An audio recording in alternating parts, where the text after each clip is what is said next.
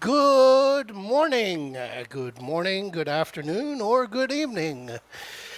I've got no idea what time you're watching this video, but I have the opportunity to present this to you on September the 28th, 6:42 a.m. over on the East Coast, and 24 hours from now, I will be celebrating my 53rd birthday. And I've been working on this video project for a little while, which I call the 884 strategy. The 884 strategy, which can be used for trading, can be used for life, however you want to adapt it, but I am here to warn you. This video is going to cover some material that may be considered sensitive to some people. So consider yourself warned, and if you decide to go forward with the rest of it, trust me, I believe you will enjoy the journey because it's the same journey that we're all taking, every single one of us.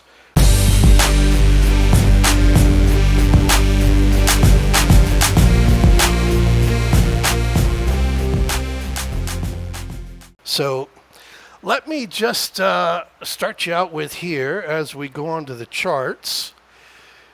And we look there at last week on the 5-day, doesn't matter your time frame, but your 5-day, 5-minute SPX chart.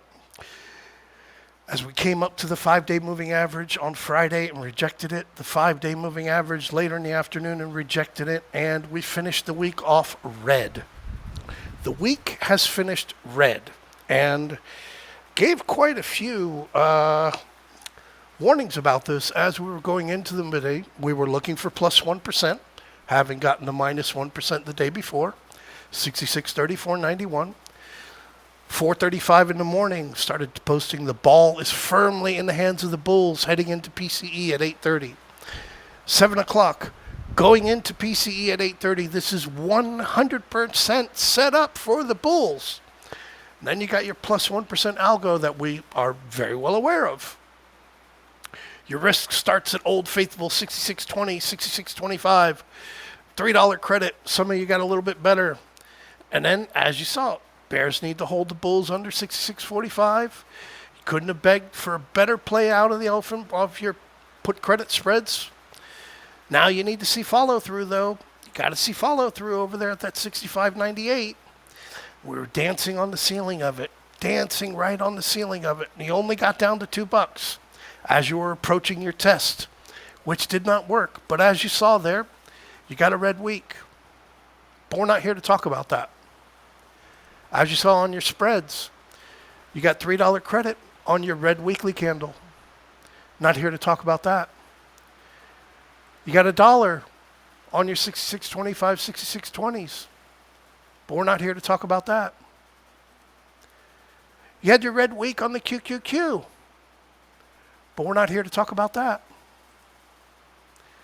And you got your red week down almost 1 point over on the IWM. But we're not here to talk about that. Actually, being that it is my 53rd birthday, and one of the things that I have enjoyed for my birthday for decades, and I mean decades, we're talking 40 years, Sbarro garlic breadsticks. Sbarro garlic breadsticks. Over here, I can get 6 for a little bit less than $2. I don't know how much they cost anywhere else. And people are going to argue, oh, there's better fucking breadsticks here. There's better breadsticks there. Hey, let me tell you, okay? I'll tell you right now, because you're talking to a guy who grew up in Fort Lauderdale when spring break was actually spring break back in the 80s. All right? I was, 13 years old. There's actually in the movie Spring Break, and they're outside the candy store. I'm there on my fucking BMX bicycle in the movie. But Enrico's in Fort Lauderdale had the best garlic knots I've ever had in the world. Enrico's is gone. It's a little mom and pop spot. But yeah, back in 1980, 1981, father bought my mom a Chevette, little two-door. Mom had a way to get around. And that's what she used to drive me around in. That was what I learned to drive in when I turned 16. Actually, I learned to drive when I was 12 in my dad's F-150, which I would do every Sunday, driving on I-95 down to Miami. But yeah, she used to take me here to this place called the Galleria. The Galleria Mall in Fort Lauderdale.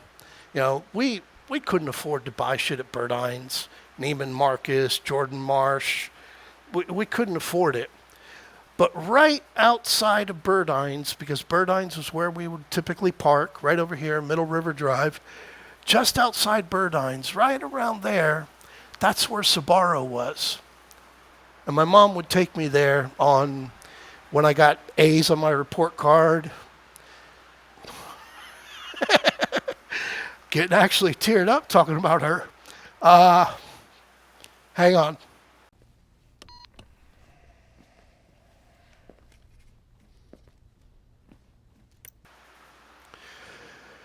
All right, so I did promise that I wouldn't get all fucking carry about all of this. But yeah, Sbarro was right there. And my mom would take me into Sbarro.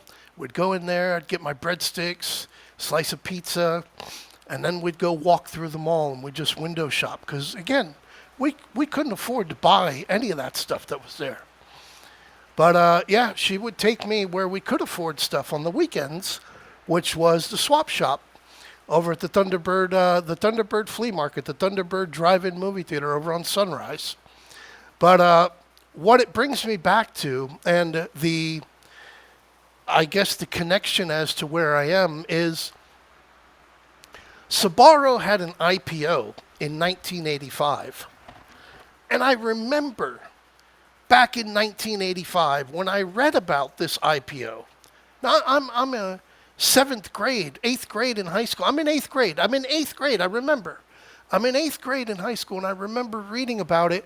So back then, because we didn't have any internet, what you would do is you would contact the company, and you would ask them for a prospectus, and they would send it to you in the mail. And in the mail, you'd get this big, 8 by 11 envelope with a 20, 30 page beautifully presented brochure that you could look through with all the financial statements. Because again, we didn't have the internet. You couldn't go to the sec.gov and go look back at their filings. This is the way that you looked at stuff. This is the way you made investments. And I wanted to buy this stock. I told my mom, I want to invest in this. I want to buy this stock.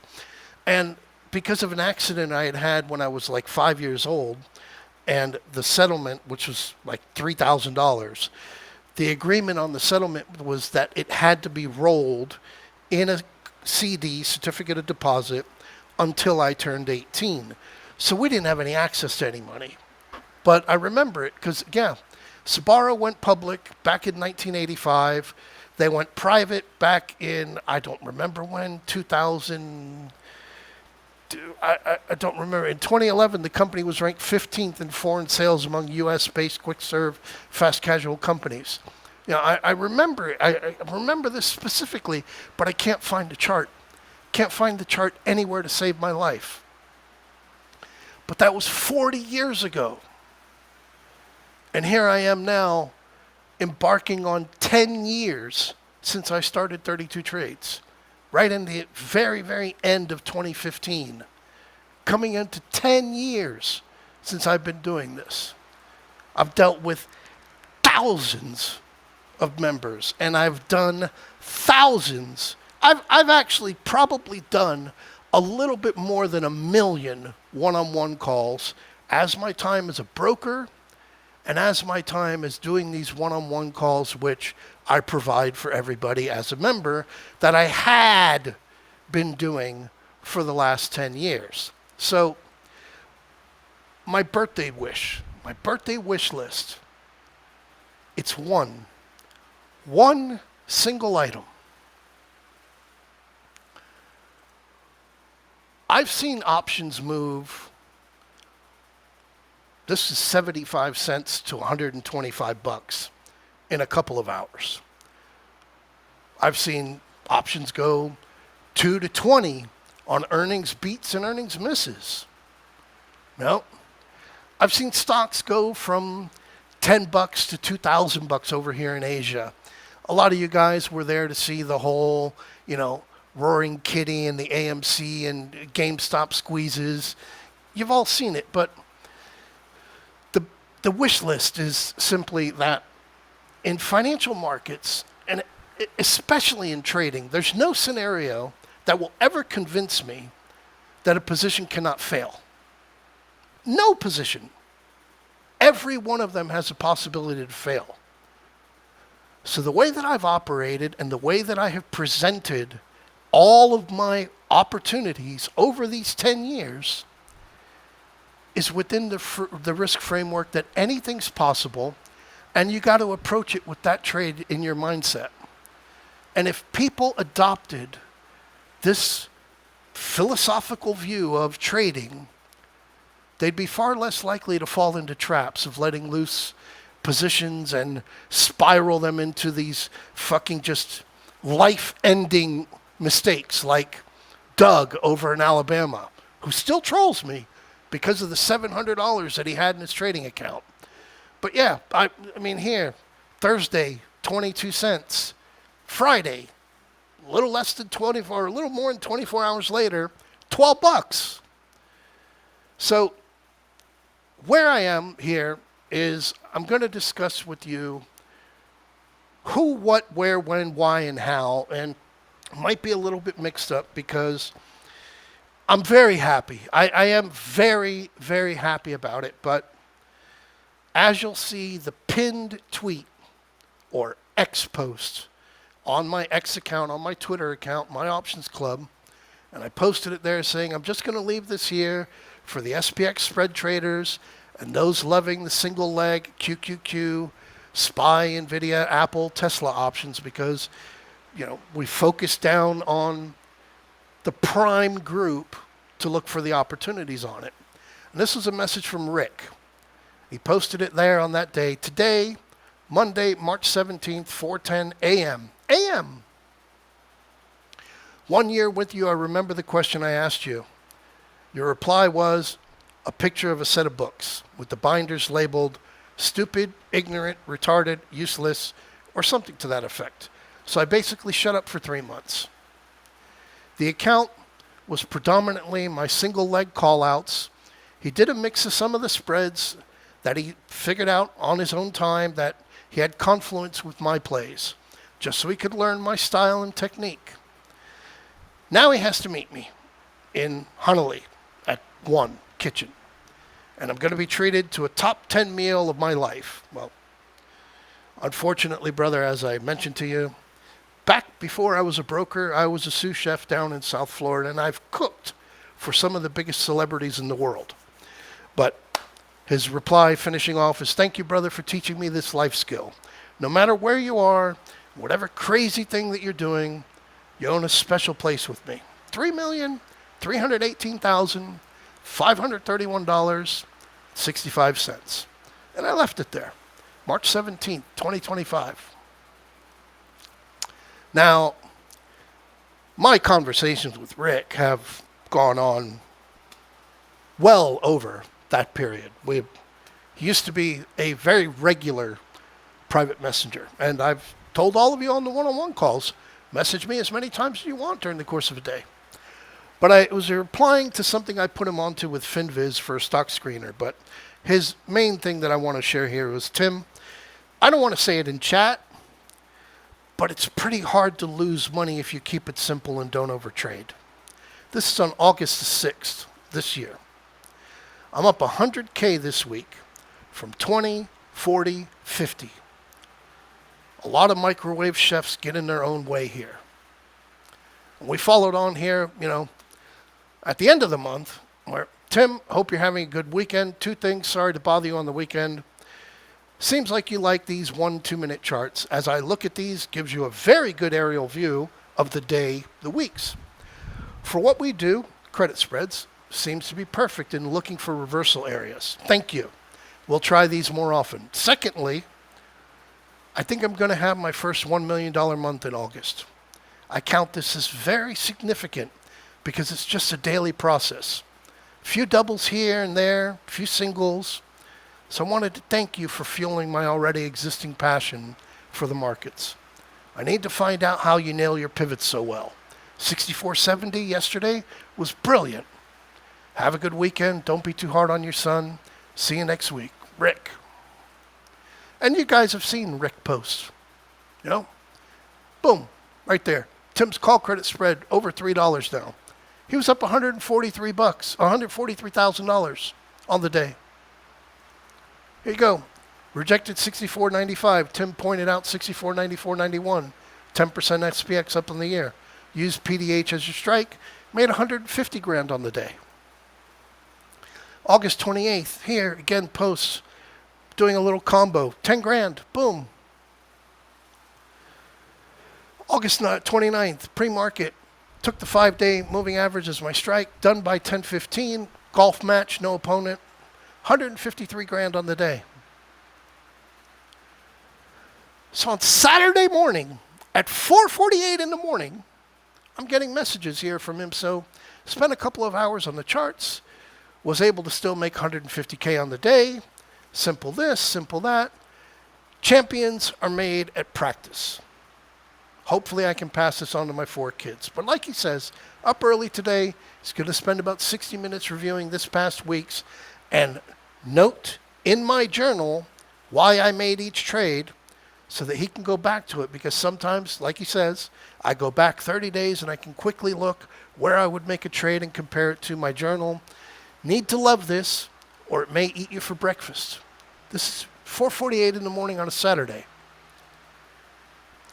And here you go on September 2. September 2, short Yen Q for 200 points, 145 grand. Over here on September 3, 93,800. Over here on September 3 as well. If I lost my phone, I'd go broke. And he closed this trade out early, up 829%. Took off early because he was in Milan. Best PDH, wonder if it holds 64.40. Boom, boom. There you go. Overnight, which I rarely do, September 5th, 107 grand. And as he posted here on September 8th, this is where it all comes down to. We start getting into the where, when, why, and how. Didn't take Tim's 32 alert until 12 noon. Tim does all the work, but we still have to put in the work to confirm. One day, he will dive into a bottomless bowl of noodles, and he won't be here. And you're absolutely right. But Rick beat me to it. Last week ago, I get a message from Rick, says, fun day today with the FOMC. First time I actually considered trading it, was okay. Not my cup of scotch. Anyway, we did buy our place in Exuma. We'll be heading there for the winter next month. Spoken to him numerous times about getting this and getting it done. Suffice to say, I would not be indoor trading that much. I think that's where it is. I got to move it over. Yeah. So he's saying adios. Thanks for everything. Keep on looking through the windshield. I think I have 10 years on you, which he does. And he's having the time of his life. Exuma, for anybody who doesn't know, is over here in the Cays over in the Bahamas. It's absolutely fucking majestic. And he's bought his place there. And I remember him having conversations with me about buying a place when he was visiting during the holidays, back during Christmas or earlier in the year. And sitting across from him at the bar was Mark Zuckerberg, who also owns a place there. But that's what it's all about. And when I say that that's what it's all about, is as I've done these one-on-one calls with you, I've talked to you about being debt-free and the process of getting debt-free. That's the what. SPX credit spreads. Look, I'll go over it again for another monthly review. But you just take this month, one contract on any one of these trades. Not anyone, every one of these trades. When you get your failures, fuck them. You let them fail. 17 wins, 6 losses, 77% win ratio.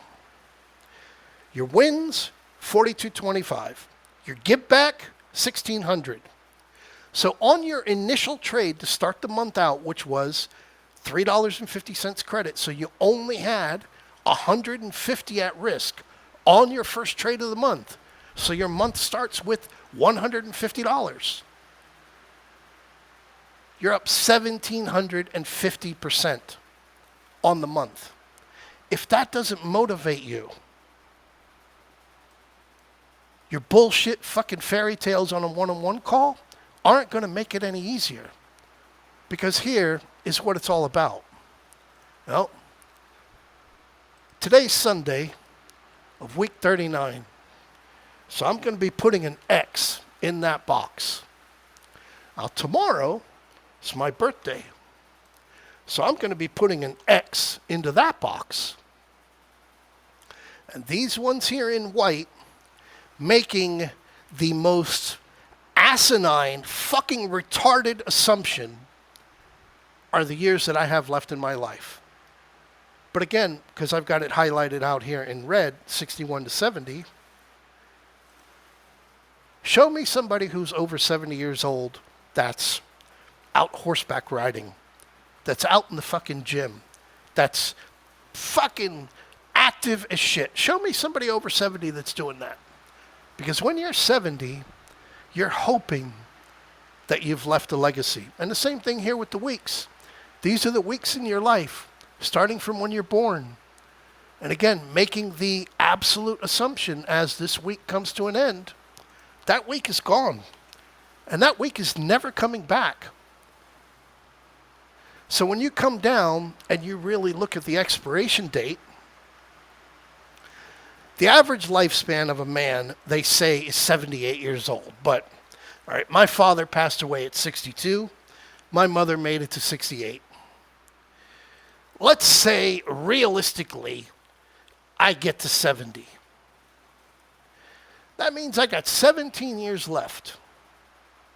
Work it out. I got 6,205 days left. Now, because you lose 120 days a year sleeping, so that's 2,000 days if I'm going to sleep 8 hours a day over the course of that 17 years that I don't get because I'm asleep. So I got 4,157 actual days, if you want to work it out by hours, until I turn 70. If I make it to 70. But the way you can work that out going to 70 from 53 with 17 years, 52 weeks in the year, I got 884 weekends left. I don't give a shit if you wire transfer $20 million. I am not wasting my fucking time on bullshit fucking fairy tales, on one-on-one calls, on my weekends, any fucking more. There's a number of you I've spoken with who actually are benefited from those one-on-one calls, and we have done multiple ones. I'm happy to do them with you. But everybody else that wants to come in, join for a month, and then waste my fucking weekend? No fucking way. And I'll cover that in a couple of minutes when we go on to this. Because, as I have shared here with Exuma, and how I've discussed with everybody about getting debt-free, this is what hit me right after COVID. Guys, did you know that if you eat clean and exercise regularly and get good sleep every day and drink lots of water that you're still gonna die? And she ain't wrong. And that hit me when I first joined TikTok right after COVID. And it all started to click because you got everybody over there in a fucking rat race. And the reality is What are we so mortally afraid of? Why can't we treat death with a certain amount of humanity and dignity and decency and, God forbid, maybe even humor? Death is not the enemy, gentlemen. And people don't realize this. So you keep your head down, you stay in that rat race, you go to work, you get more debt, you have more debt, you have more ambitions because you bought more stuff, you want to see this, you want to see that. But all you're doing is you're fucking around and you're going to find out. That's all that you're doing. Because again, I'll bring you back. I talk about the SPX spreads. Yeah, sure. But then you come on, you look at your 2025 trades for 32 trades. First 18 during the first, 3 months of the year? 18 trades, none went wrong. If you only took your 30%, you're up $3,600 per contract. Per contract, just on taking your 30%. However, I only had one trade in the first 3 months that did not break 100%. Now you come on from there, from March 17th.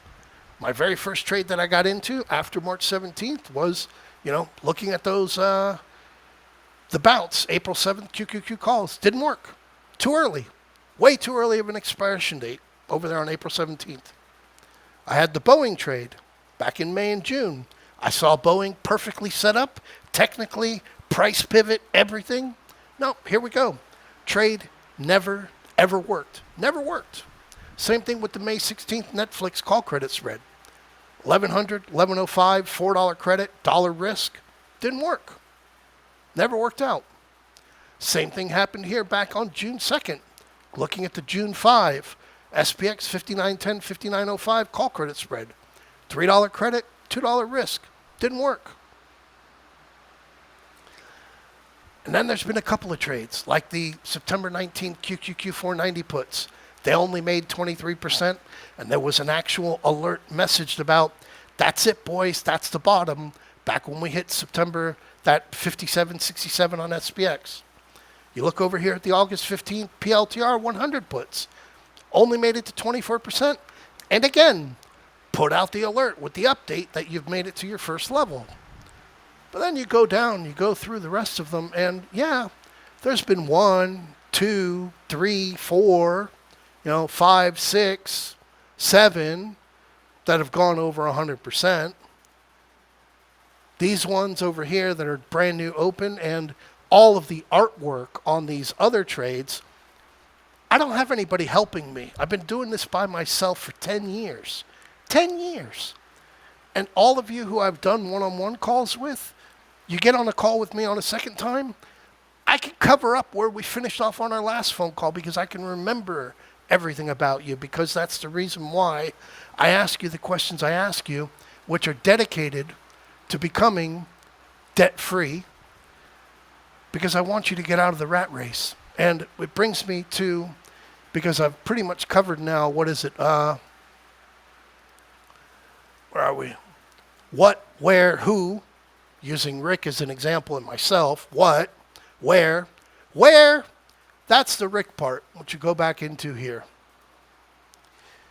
You need to find your where. You got to find the place that is your where. You got to make a fucking decision as to what it is and pick it. And then that's it. Because the reality comes, and I'll tell you my story. I get over to Bangkok September 10th, 2001. Oh, fucking wet behind the ears, think I know everything American. And the very next day, the World Trade Center goes down. So all the work that I was expecting that I was going to be able to get, nobody was doing anything. So I got to learn. I got to meet a couple of people. I got to meet people that were from other places. And as I traveled around, I went through the fuckboy fades. The old Rico Suave, growing my hair out, ponytail, living in Spain. Oh, look at this guy. Then I went over to Subic. Yeah, just been here a couple times. Hundreds of fucking Americans over here. Come on, look at this. We got a fucking floating bar. right off the edge of the beach. We're having pool parties every weekend. And then as I got to realize, because everybody around me was 60, 70 years old, and everybody was all overweight, like, fuck, man, I don't want to live like that when I get older. But as you can see here with the subject matter of who was at the pool parties, because of all the bars, this was where I started getting into my save people. I started saving these girls from having to go with these foreigners. And I started saving them and getting them into real lives instead of having to do what they were doing. But, you know, that's what led me into the kids. But there again, when I was there, I fell into the trap. Got all big, fat, had to go to the embassy to go get a new passport, couldn't put on my pants. So January 1, boom, I'm a big fat fucking bastard. September 29, I take this picture. 9 months later, I got six-pack abs. I'm one of the best-looking guys in all of fucking Luzon as far as foreigners go. Got my other bike, out on the road, cruising around. Then my mom passes away. Things start getting real. I got the tattoo from my mom, Scotland. That's where she's from. Alba-Gubroth. Scottish pride. But I also already had my tattoo there of the flying pig back on the other side of it.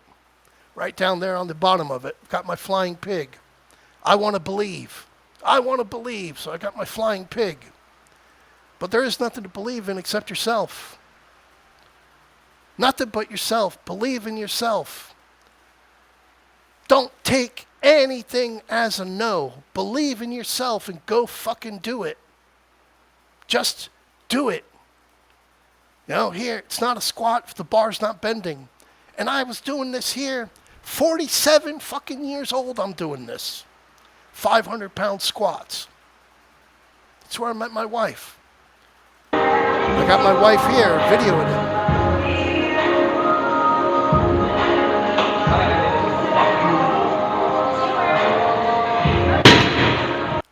49 years old doing 550-pound deadlifts. And, it all comes back to Steve Jobs. Steve Jobs had more money than all of you put together, and all of your debt put together, and all of your grandkids' debt put together. Steve Jobs had more money than all of that times 1,000,000.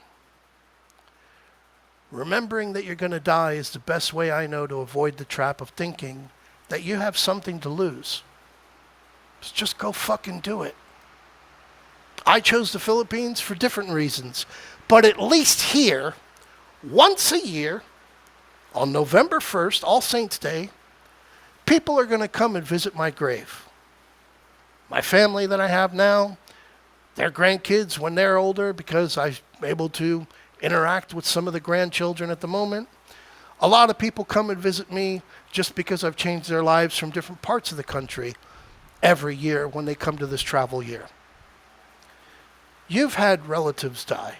You may have had a parent die. A couple hours after the funeral, just go on. When was the last time you visited their grave? So you see, people, doesn't matter. You have all these conditions of, well, yeah, but I want to do this, and yeah, but I want to be able to supply and provide this so that this. None of it matters. So again, I bring you back to the one-on-one calls, which I put out 6/13/2027. Well, 27 was yesterday. Crickets. So again, I'm done. I'm done giving up my 884 weekends. I'm done. If you are an annual member, 1,000,000 fucking % I will do one-on-one phone calls with you because you made a commitment. I see that you are committed to giving this whole system the opportunity to do exactly like what you saw with Rick. Took him a little while, Same thing with many other people, which I won't name names because I don't want them to be inundated with messages. Monthly members, message me. Message me in the chat room. Message me privately if you want to. But I'm tired of bullshit fucking fairy tales. You want to really do a one-on-one call with me? Buy a fucking plane ticket. It's $1,000 to fly from LA to Manila. Spend 2 nights in Manila, fly up here. You can stay in my guest house. You can stay in my guest house. Swimming pool, it's done. We're now going to be working on the deck, the gym, it's all there. Stay here 2 days. You can do a one-on-one call with me for 48 fucking hours. You can sit side by side with me and go over it all. Because at the end of it all, it's all up to you. Your life is your story. No one else gets to write it, no one else gets to define it. Every choice you make, every risk you take, every dream you chase, it's yours. People will doubt you, judge you, misunderstand you, but it doesn't matter. This is your journey, your fight, your legacy. Own it.